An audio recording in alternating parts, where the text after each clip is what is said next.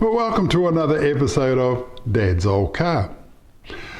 Last week we spoke to John Wolfe about his collection of Bradfords, and since then I've had a letter from a lady whose family's car was a Bradford van, and she was telling me how they would pack it up with all the camping gear before they went on holiday. They'd take out the two seats in the back, put all the camping gear in it, the kids would lie on top of that, and off they go. Anyway, it broke down in this little town about halfway to where they're going, and a tractor was coming along, and the father flagged the tractor down, spoke to the farmer, and he introduced him to the local garage guy, and so they took the car to the garage. The kids went with the farmer up to the farmer's house for breakfast, and they discovered that it was the gearbox that had it. So the dad had a spare gearbox in his garage back home at Castor Bay, so he rang his neighbour and asked if he could take the gearbox down to the bus.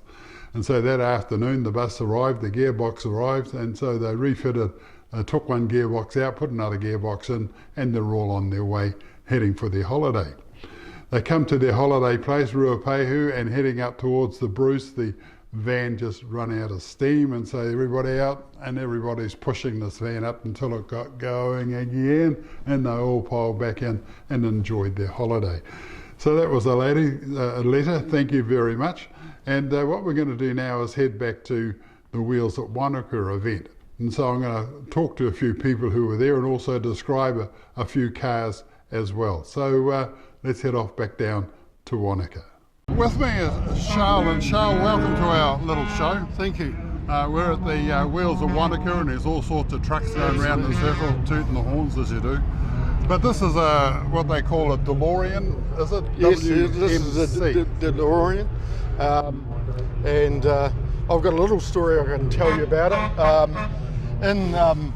I think between 95 and 97, 98, somewhere around about that, Turner's, I don't know if it's the same vehicle, I've just asked Highland team if Tony Quinn bought this back in 2016. I don't know if it's the same vehicle or not, but I took it for a test drive at Turner's car auctions, and took it for a test drive, and then decided that I would bid on it.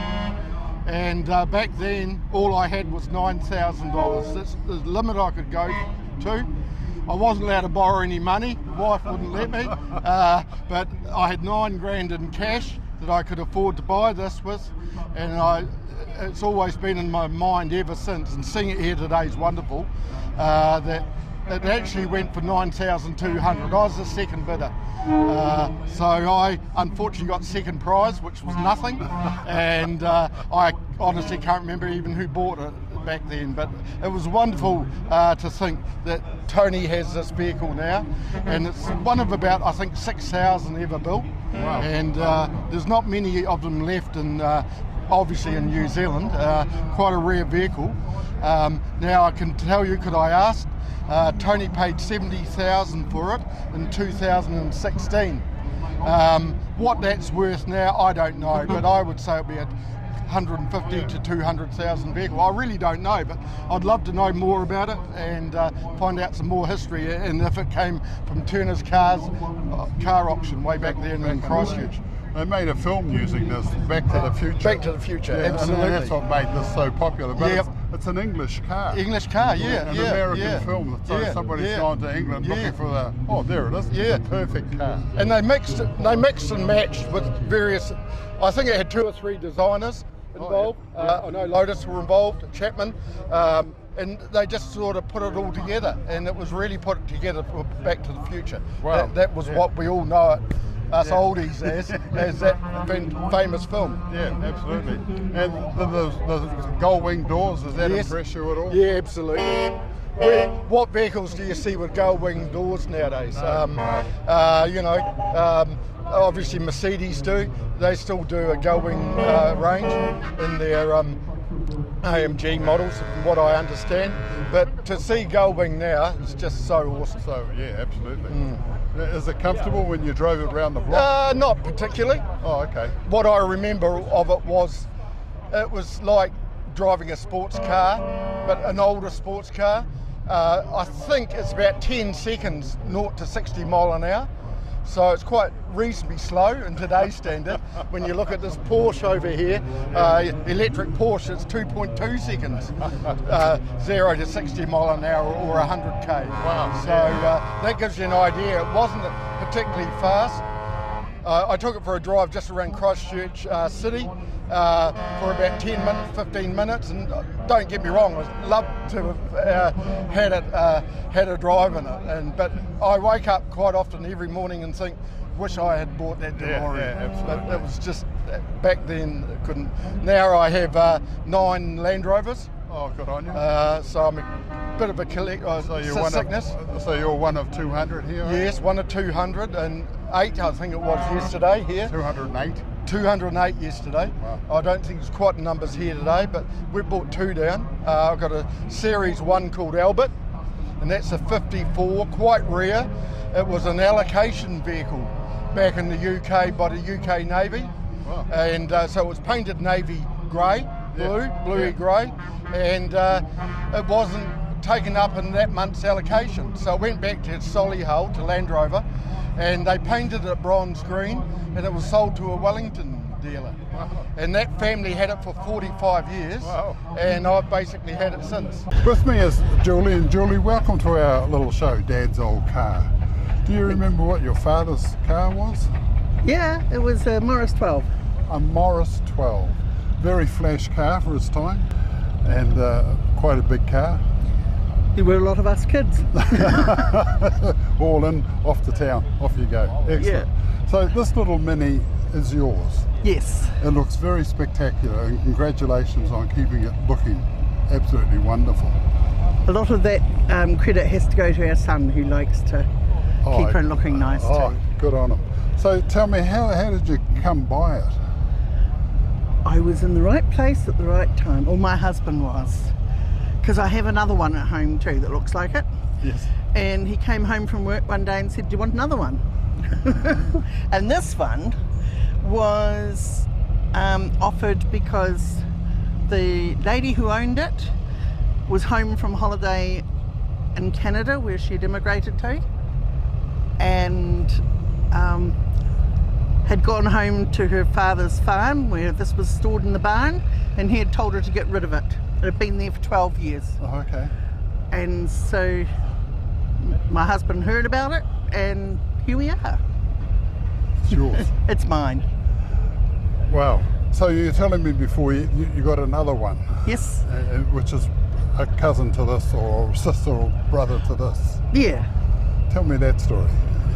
Well, 2 weeks after we got this one, which is called Gertie, because Gertie, of course it is. it came with its service book and a letter and all sorts of things from the original elderly lady owner. And when the woman who'd been to university sold it to us, she passed all the information along. And so 2 weeks after we got her, my son was offered a car, a Mini, that had failed its warrant and it was being sent to the crusher. Ooh. And he said, we can't have that. No. So he got it at home and was looking at the ownership papers and said, this is interesting. The same old lady owner is the first one of his white one to this one. And it was registered back to the car dealership, which I think was Dunedin City Mini or something, I can't remember the name now, Motor Corporation, on the same day that this one was first registered. And in the letter it said, please take care of my Gertie, the yellow one. And with talking to other people, we've found that the white one was also called Gertie. So we now have 2, Gertie and Gertie, the yellow one. Wow. So we couldn't change the name now. No, absolutely not. Now, do you enjoy driving this? I love it. Yeah. It is absolutely original. Everything. It's an LE, which always came with 15 different features because that's a limited edition to New Zealand, and it came with all these new features which the others didn't have. Wow. They were quite astounding. They had retractable seat belts, in 1978. Yeah. And map pockets. And a chrome exhaust extension. Wow. You know, things that we take for granted now. So it hasn't got the little pull cord to open the door. It's actually got a door handle. It's got a door handle. Oh, yes. That's flash. I know. And it had seatbelts in the back too, standard. Oh, wow. Yeah. And velour seats. Yeah, no, they look pretty nice. Yes, yeah. So you don't feel intimidated sometimes if you're driving in a city with all these big trucks and God knows what around you? First time I ever drove a Mini in Auckland, I certainly did. Yeah, I mean, you can't even, what's going on around you? The first time I was in Auckland, the concrete median strips were way taller than the car. And then you'd have a big truck on this side. Just looking at some wheel studs. And when it rained, we had like double rain because it was the rain and then the rain from the wheels of the trucks. And the two-speed windscreen wipers were a new invention on these. Yeah. And they didn't keep up. Wow. Well, it's absolutely wonderful you enjoyed this car, and good on you for that. Is this a vinyl roof or just a... It's called Wanaka. Oh, okay. It's just another new invention to look really cool. It certainly does. Yeah. So yeah, it's a textured roof. Say no more. Yeah. Absolutely. Congratulations. Thank you. Absolutely delightful. There you go, folks. The lovely Mini called Gertie.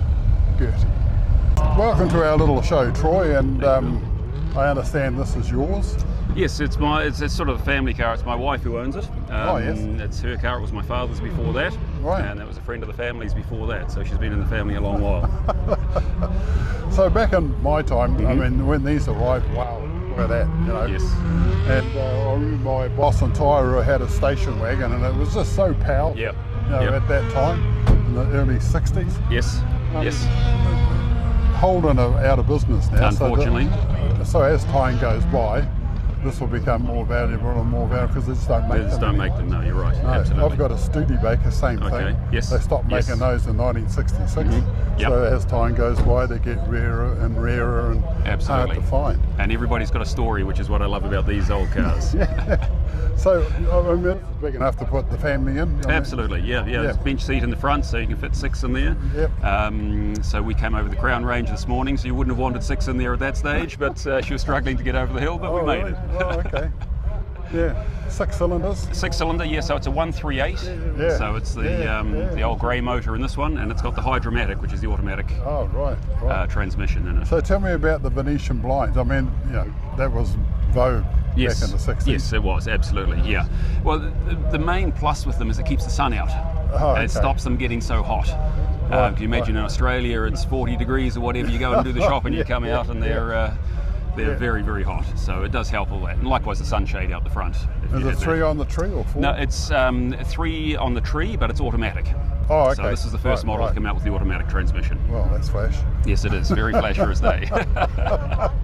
Yeah, absolutely. Yes, absolutely. So you're very proud of it? Yes, she had a lovely original car. She's only done 50,000, 53,000 miles. Oh, really? Genuine miles. It's wow. Lovely old car. Excellent. Oh, well, thank you, Troy. Excellent. Thank you very much.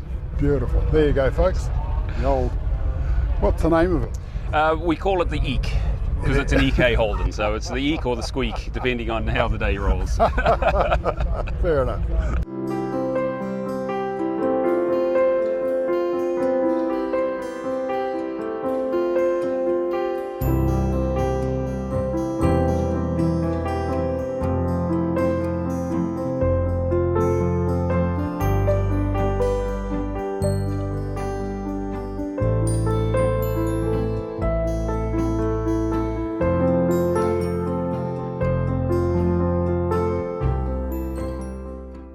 What we've got here is a 1912 case, as in like tractor company farm machinery case, and in 1911 Case started to make vehicles, and from there to 1927 I think they turned out about 27,000 Case vehicles, and this one being 1912 is up there with the first of them.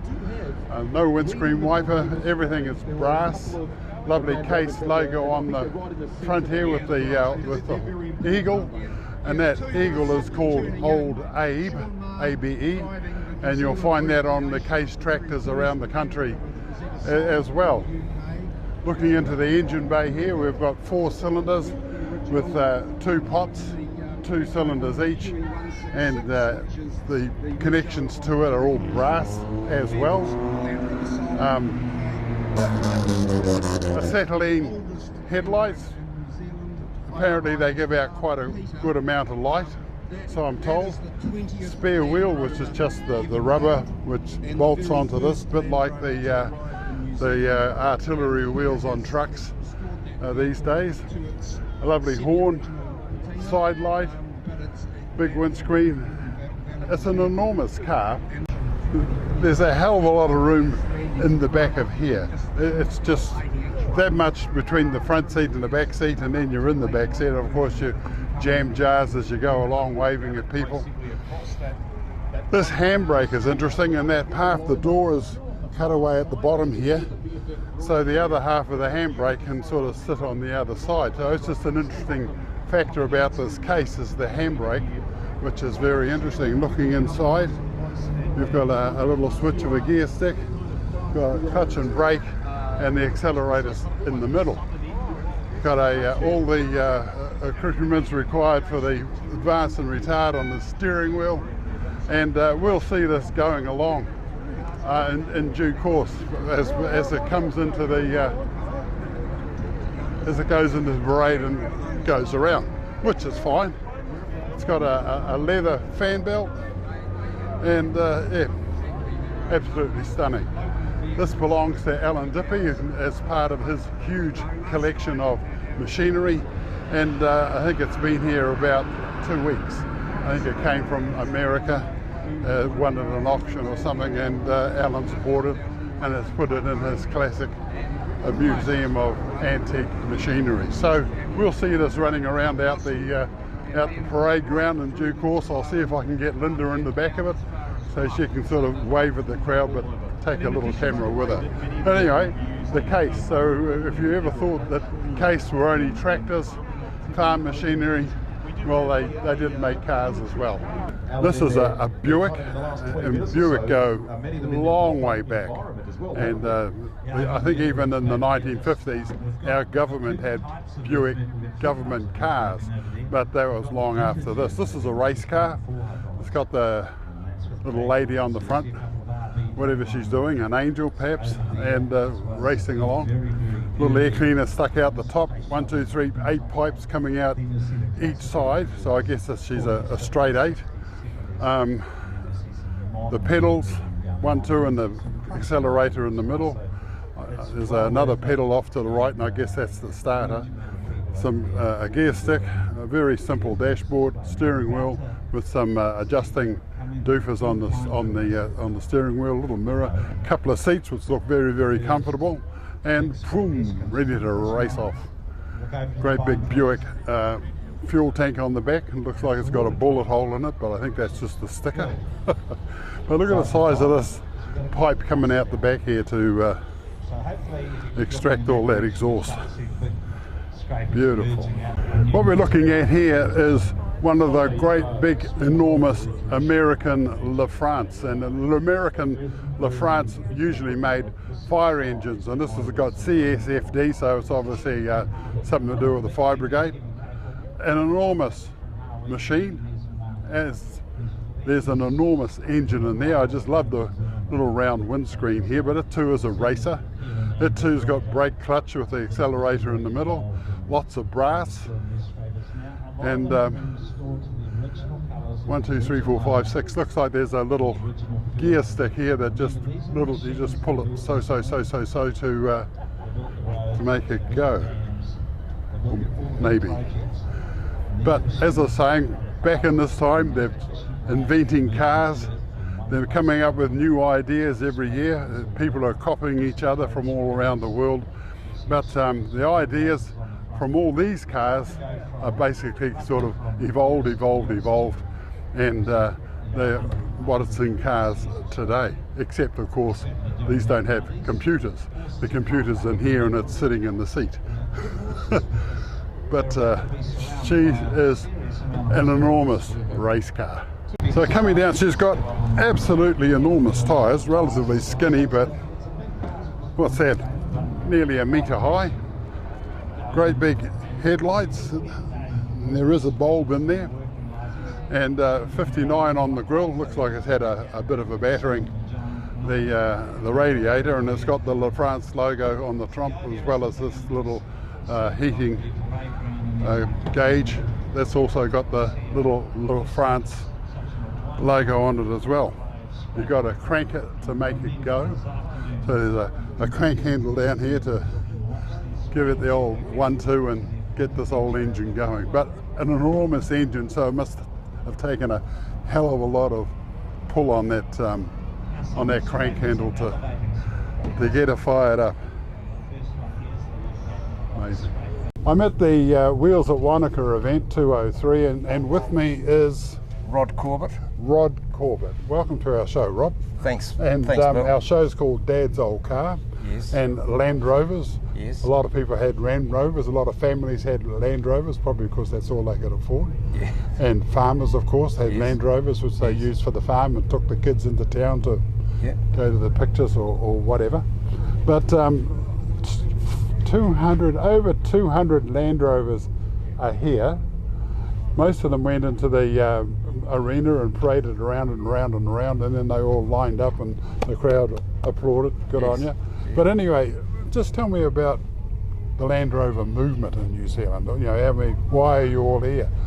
How are you all here? You all keep in touch, or? Yes, yeah. Well, I mean, Land Rover's been in New Zealand since 1948, and the oldest Land Rover in New Zealand was here for the event.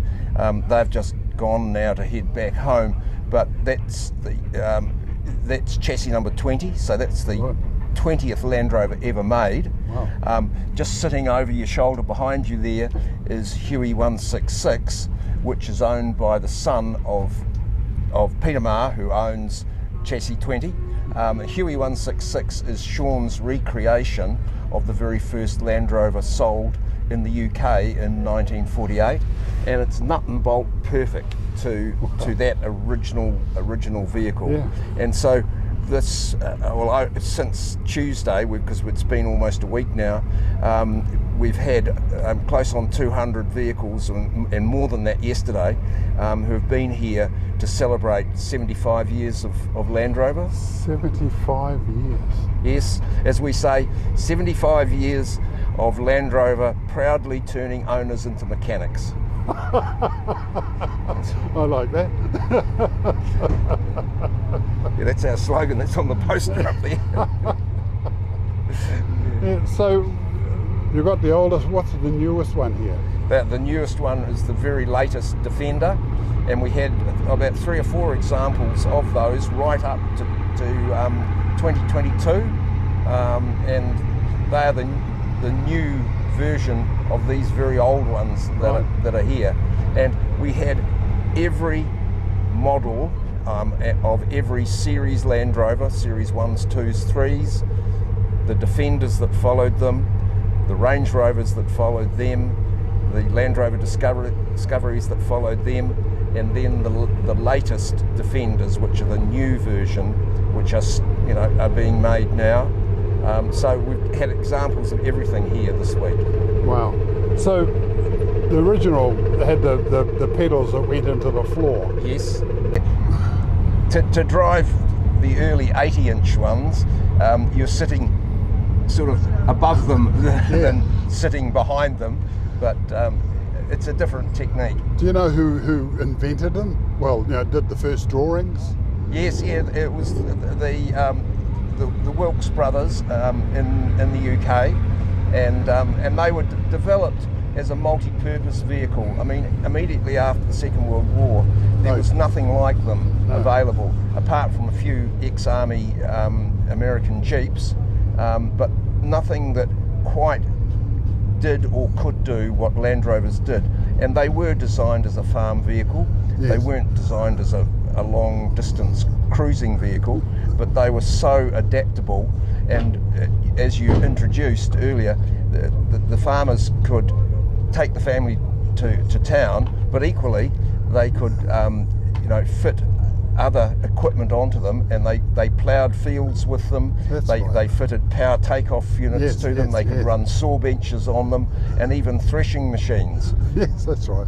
I forgot about the power takeoff. Yeah. You want a big hole in the back for it. Yeah, and some of them came with a winch on the front. I think they had many of them have got capstan winches. Just put it around and some of them had winches on the front and on the back, using that same power takeoff system. And Land Rover led the world in these adaptable off-road, on-road vehicles, and of course many companies came along and followed them later. Yes. But you were asking earlier about the Land Rover fraternity in New Zealand, and that's a passionate group of people, believe me, and many of them keep in touch through the respective Facebook pages and so on.